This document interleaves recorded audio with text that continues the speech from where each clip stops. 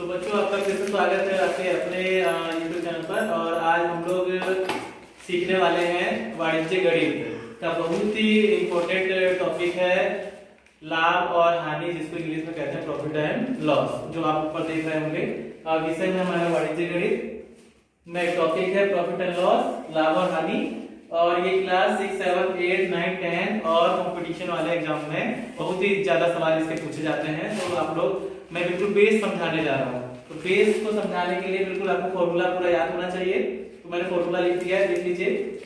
Formula सूत्र, लाभ बराबर क्या होता है, जो विक्रय होता है उसमें से हम लाभ क्रय मूल्य को घटा देंगे, विक्रय मूल्य में से क्रय मूल्य को घटा देंगे तो हमारा लाभ आ जाएगा।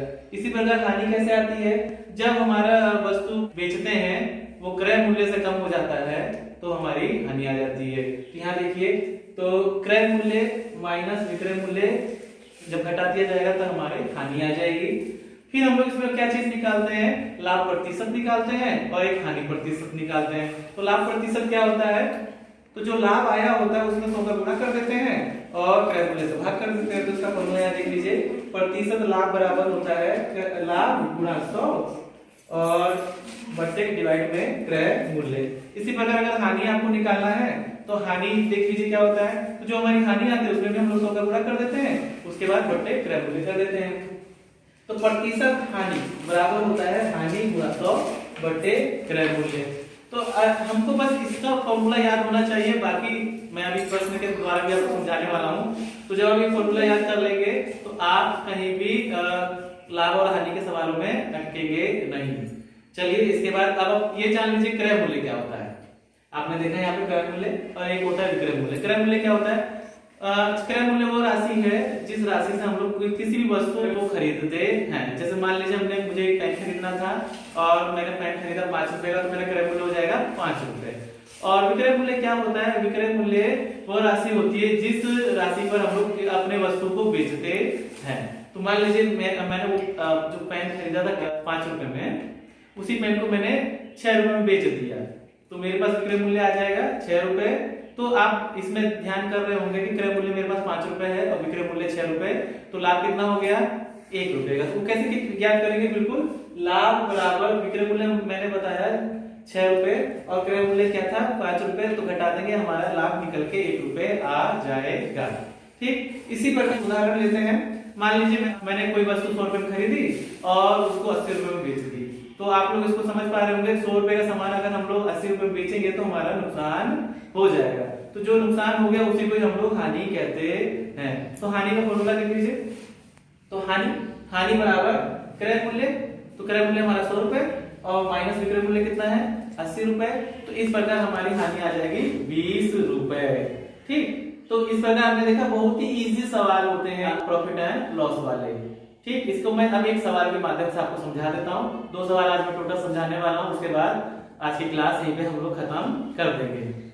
तो बच्चों, आपने देखा लाभ हानि सवाल में बस उनको लाभ या हानि या लाभ प्रतिशत हानि प्रतिशत यही निकालना रहता है। तो एक सवाल है मैंने लिख लिया है पहले से। उदाहरण नंबर 1, एक दुकानदार एक सिलाई मशीन रुपए 850 रुपए में खरीद कर रुपए 1020 में बेचता है। ज्ञात कीजिए कि दुकानदार को कितने प्रतिशत लाभ हुआ। तो लाभ प्रतिशत निकालने से पहले हमको लाभ पता होना चाहिए। तो हाँ, पिछले बार हमने फॉर्मूला देखा कि लाभ बराबर क्या होता है। तो पहले मैं लिख दे रहा हूँ लाभ, क्योंकि पहले हमको लाभ ही निकालना होगा। तो लाभ बराबर होता है विक्रय मूल्य माइनस क्रय मूल्य। तो आपके पास दोनों ज्ञात है। ठीक, तो आपके पास दोनों ज्ञात है। क्रय मूल्य क्या है मशीन का, सिलाई मशीन का 850 रुपए और विक्रय मूल्य कितना है 1020 रुपए। तो बिल्कुल सिंपल, लाभ फिर से लिखेंगे, लाभ बराबर विक्रय मूल्य हमारा आ गया है 1020 माइनस 850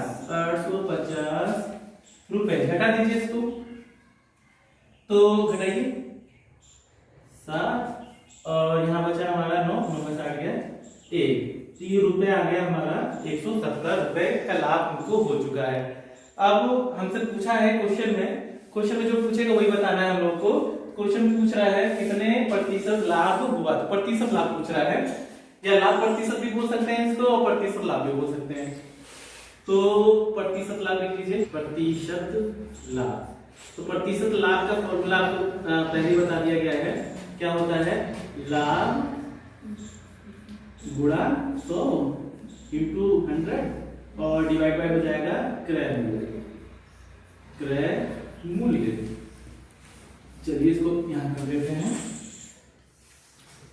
तो आपने देखा प्रतिशत लाभ बराबर होता है लाभ गुणा 100 बटे क्रय मूल्य। चलिए आगे, तो प्रतिशत लाभ बराबर, लाभ कितना हमारे पास आया है, हम लोगों ने कैलकुलेट अभी निकाला है, तो 170 रुपए लाभ आया है।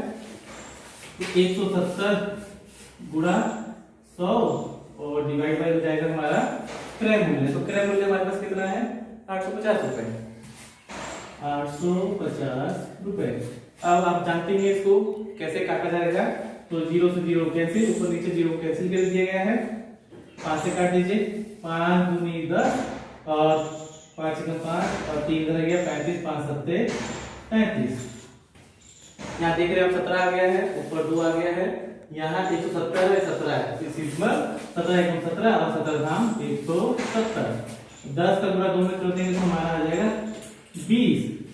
क्योंकि ये पूछ रहा है प्रतिशत लाभ, ये हमारा 20% लाभ आ गया है। तो इस प्रकार के पूरे क्वेश्चन में हमसे लाभ निकलवा के फिर लाभ प्रतिशत हमसे कैलकुलेट करवा दिया गया है, और आपने देखा बहुत ही इजी सवाल है, आराम से हो गया है, तो आपको समझ आ गया होगा। चलिए एक और दूसरा उदाहरण से अभी आपको समझा देते हैं। तो बच्चों आपने इससे जो पहले वाला उदाहरण था उसको आपने समझ लिया है, उसमें हमारा लाभ आया था और लाभ कितना प्रतिशत आया था, 20%। तो एक सवाल हमारे पास और है उदाहरण में, देख लीजिए उदाहरण नंबर 2। एक व्यापारी ने 10 बैग रुपए 3 लाख रुपए में खरीदे और यदि उसे रुपए 24,000 प्रति बैग के हिसाब से उन्हें बेचना पड़ा तो उसका प्रतिशत लाभ या हानि क्या कीजिए। ऐसे क्वेश्चन रहते हैं ताकि वो क्लियर नहीं बताएगा कि उसमें हानि आ रहा है कि लाभ आ रहा है, अपने आप से क्वेश्चन को हल करना और देखना है कि लाभ आ रहा है कि हानि आ रहा है। तो पहले मैं इसको कैलकुलेट कर देता हूँ क्रय मूल्य। तो क्रय मूल्य में अब लिख ले रहा हूं अलग अलग। क्रय मूल्य क्या है बैल का, 10 बैलों का क्रय मूल्य है हमारे पास 3 लाख रुपए, ये रुपए का सिंबल है, ठीक। तो क्रय मूल्य हमारे पास 10 बैलों का 3 लाख है और वो बेचता है 24,000 रुपए प्रति बैल। इस हिसाब से एक बैल का मूल्य हो गया 24,000 और 10 बैल का कितना हो जाएगा, 10 का गुणा कर देंगे तो विक्रय मूल्य भी हमारा आ जाएगा यहाँ पर विक्रय मूल्य क्या आ जाएगा हमारे पास 24,000 प्रत्येक के हिसाब से 10 का गुणा कर देंगे 10 बैलों का, तो हमारा आ गया ये रुपए 2,40,000। ठीक, तो इस प्रकार हमारे पास क्रय मूल्य भी है और विक्रय मूल्य भी है। आप इसमें सीधा सीधा देख पा रहे हैं क्रय मूल्य हमारा ज्यादा है, विक्रय मूल्य हमारा कम है, तो हमको हानि हो गया। तो पहले हानि निकाल लेते हैं और फिर क्या पूछ रहा है हमसे, प्रतिशत लाभ या हानि। तो हानि आ जाएगा तो प्रतिशत हानि फिर उसके बाद निकालेंगे। तो हानि देख लीजिए आप, हानि कैसे आता है सब लोग को पता है। तो हानि बराबर हमारा होता है क्रय मूल्य, हम लोग इसको कैसे लिख लेते हैं, शॉर्टकट में ऐसे लिखते हैं क्रय मूल्य माइनस विक्रय मूल्य। ठीक, तो इस प्रकार हमारा क्रय मूल्य कितना है 3 लाख और इसमें से घटा देंगे 2,40,000, तो हमारा हानि आ गया सीधा सीधा 60,000 रुपए। इस प्रकार आपने देखा हानि कैलकुलेट कर लिया हमने, बहुत ही आसान तरीके से कैलकुलेट हो गया है। इसके बाद हमसे पूछ रहा है प्रतिशत हानि। प्रतिशत हानि निकाल दीजिए, इसको मैं यहां बता दे रहा हूं आपको। तो प्रतिशत हानि का फॉर्मूला आपको पता है, बराबर हानि इंटू 100 और डिवाइड हो जाएगा क्रय मूल्य। क्रय मूल्य सब हानि बराबर बराबर हानि इंटू 100 डिवाइड बाई क्रय मूल्य। तो अब सिंपल रख दीजिए, हमारा जो भी हानि होगा प्रतिशत हानि बराबर, ये हमारे पास 60,000 रुपये आया हुआ है हानि, 60,000 इंटू 100 और डिवाइड बाय हो जाएगा आपका 3 लाख। तो आप इसको काट सकते हैं आराम से, 1 0 से 1 0 कैंसिल, 1 0 से 1 0 कैंसिल, 1 0 से 1 0 कैंसिल, कैंसिल करते जाइए, ये कैंसिल हो गया। ऊपर 60 है और नीचे 3, 3 एकम 3 और 3 दूनी 6, तो हमारा हानि प्रतिशत आ गया 20। तो प्रतिशत हानि हमारे पास कितना आ गया 20%। तो बच्चों आपने देखा प्रतिशत हानि हमारा आ गया 20%।